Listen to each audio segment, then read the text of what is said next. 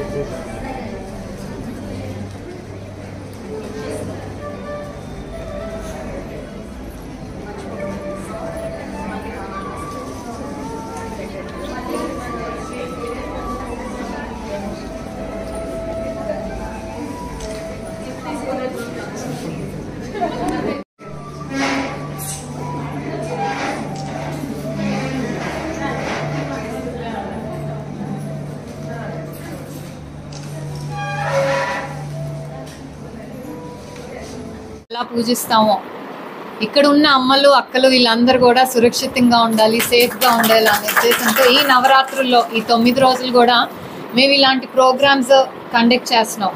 దాదాపు NCW అంటే national commission for women ఒక ఎజెండాగా తీసుకొని ప్రతి స్టేట్లో ఉన్న ఎవ్రీ విమెన్ కమిషన్కి కూడా కొన్ని ప్రోగ్రామ్స్ చేయమని చెప్పింది. దాంట్లో మళ్ళీ మన కలెక్టర్ గారు చెప్పారు, ఒకటి డొమెస్టిక్ వైలెన్స్ కానివ్వండి, లేకపోతే పాక్సో కానివ్వండి, లేకపోతే పాష్ ఆర్ సైబర్ క్రైమ్, అలాగే మహిళలకి ఏమేమి హక్కులు ఉన్నాయి, వాళ్ళకున్న హక్కులు కానివ్వండి, వాళ్ళకి హెల్ప్ చేసే చట్టాలు కానివ్వండి, అలాగే చదువు ఎంత ఇంపార్టెంట్. ఈరోజు టాపిక్ వచ్చి యాక్చువల్గా NCW ఇచ్చింది బేటీ బచావో బేటీ పడావో అనేది సెంట్రల్ గవర్నమెంట్ చాలా పెద్ద ఎత్తున తీసుకెళ్తుంది. సో దాని గురించి కూడా ఇక్కడ ఏదైతే ఇందాక PD గారు చెప్పారు డ్రాప్ అవుట్స్ కొంచెం ఎక్కువ ఉంటున్నారని, సో దాని గురించి కలిసికట్టుగా వర్క్ చేసి, బికాస్ గవర్నమెంట్ ఆల్సో అమ్మాయిల చదువు అనేది చాలా సీరియస్గా తీసుకొని what ever they can do ముందుకు వచ్చి హెల్ప్ చేస్తున్నారు. సో దాన్ని కలిసికట్ట చేసి ఆ స్కూల్ డ్రాప్ అవుట్ ఏదైతే రేషియో ఉందో దాన్ని తగ్గించేటట్టు అందరూ కలిసి వర్క్ చేయాలి. సో దాంట్లో భాగంగా మేము ఆల్మోస్ట్ అన్ని జిల్లాలకు వెళ్ళి, ముఖ్యంగా ఎందుకంటే ఇవన్నీ కూడా మా డే టు డేలో మాకు వచ్చే కంప్లైంట్సే, గృహహింస కానివ్వండి, అలాగే ఈ పాక్సో ఏదైతే లైంగిక దాడులు కానీ, పాష్, మాకు ముఖ్యంగా ఈ 2-3 వీక్స్లో కూడా చాలా ఎక్కువ కంప్లైంట్స్ వచ్చినాయి. ఒక పక్క ఆనందపడాలి, ఎందుకంటే అవేర్నెస్ అనేది క్రియేట్ అయింది. అవేర్నెస్ అని క్రియేట్ అయినప్పుడే వాళ్ళు బయటకు వచ్చి చెప్తారు, అందుకే నెంబర్ ఆఫ్ కంప్లైంట్స్ ఇంక్రీజ్ అవుతాయి. ఇంకో పక్క బాధ కూడా ఉంటుంది, ఎందుకంటే లేడీస్ ఎంత పెద్ద పొజిషన్స్లో ఉన్నా కూడా, కొద్ది CMs ఉన్నారు, లేకపోతే పెద్ద పెద్ద కంపెనీస్కి CEOs ఉన్నారు, బట్ స్టిల్ కొన్ని చోట్ల ఇంకా women are being treated like objects. Age అయినా సరే ఇట్ డజంట్ మ్యాటర్, ఒక ఆడదాన్ని ఒక ఉద్దేశంతోనే చూస్తున్నారు. అది అందరం కలిసికట్టుగా వర్క్ చేస్తేనే గవర్నమెంట్ కానివ్వండి, డిస్ట్రిక్ట్ హెడ్స్, అలాగే women child welfare department colleagues, ఇందాక అన్నట్టు SHGs, అంగన్వాడీస్ అందరూ కలిసికట్టుగా వర్క్ చేస్తే దీన్ని చాలా వరకు తగ్గించవచ్చు. సో అలాగే ఇంకోటి OSCs అనేది ఇప్పుడు నిజంగా బాధల్లో ఉన్న వారికి ఇందాక చెప్పినట్టు షెల్టర్ కావాలంటే, గృహహింస కేసులు ఇంట్లో నుంచి సడన్గా అర్ధరాత్రి వెళ్ళగొట్టేస్తాడు, ఆ ఆడపిల్లకి కానీ ఆ మహిళకి కానీ ఎక్కడికి వెళ్ళాలో తెలియదు. సో అలాంటి వాళ్ళకి OSC సెంటర్స్ అనేది స్టార్ట్ చేయడం జరిగింది. సెంట్రల్ దాని నుంచి funded by central and state governments 60-40 రేషియోలో వాటిని ఫండ్ చేస్తున్నాయి. సో అక్కడ ఏంటంటే ఆడవాళ్ళకి కేవలం రక్షణే కాదు, ఆర్ టెంపరీ షెల్టరే కాదు, లీగల్ అడ్వైస్ కూడా. సురక్షితంగా ఉండాలి, ముఖ్యంగా సాధికారత వైపు అడుగులు వేయాలి. అలాగే ఆడపిల్లలందరూ కూడా పనికి వెళ్ళకుండా చదువుకోవాలి, అలాగే ఆరోగ్యాన్ని చూసుకోవాలని ఎన్నో పథకాలు తీసుకొస్తుంది. అవునా కాదా? మనందరికీ తెలుసు కదా. కానీ అందులో కూడా ప్రభుత్వం అంతా లేదా అనేది ప్రతి ఒక్కరు కూడా ఆలోచించాలి. ఇది ఒక పాడేడు అనేది ఒక అందమైన ప్రదేశం. మీరు కార్లో వస్తుంటే నిజంగా చాలా హ్యాపీగా అనిపించింది. చుట్టూ ఉన్న హిందీ కానీ వీటి, అలాగే మీకు ప్రకృతి ఇచ్చిన వనరులు ఎన్నో ఉంటాయి. బయట మేమంతా ఏంటంటే ఆరోగ్యమైన ఫుడ్ కోసం ఎక్కువ డబ్బులు ఖర్చు పెట్టి, మంచి ఆర్గానిక్ ఫుడ్ అని చెప్పి ఎక్కువ డబ్బులు కలెక్ట్ చేసి కొనుక్కొని తింటున్నాం మేము. కానీ ఇక్కడ ఉన్న ఏంటంటే అది ప్రకృతి ఇచ్చేసింది మీ అందరికి. కానీ ఇక్కడ ఉన్న అంటే ఈజీగా అందుతుంది మన దాని విలువ తెలియట్లేదేమో, ఆ వాటిని ఉపయోగించుకోవట్లేదు. ఎందుకంటే ఇందాక లోకల్ చూసినప్పుడు ఇక్కడ ఏమేమి దొరుకుతాయి అనేది, ఆకుకూరలు కానివ్వండి ఎంతో అంటే చాలా ఫ్రెష్ గా ఉన్నాయి, దుంపలు కానివ్వండి, ఇలాంటివి అన్ని చూపించారు నాకు. అవునా? కానీ ఈ విషయం చెప్పేసరి ఏంటి, ఇందాక DRD గారు చెప్పినట్టు, సార్ చెప్పినట్టు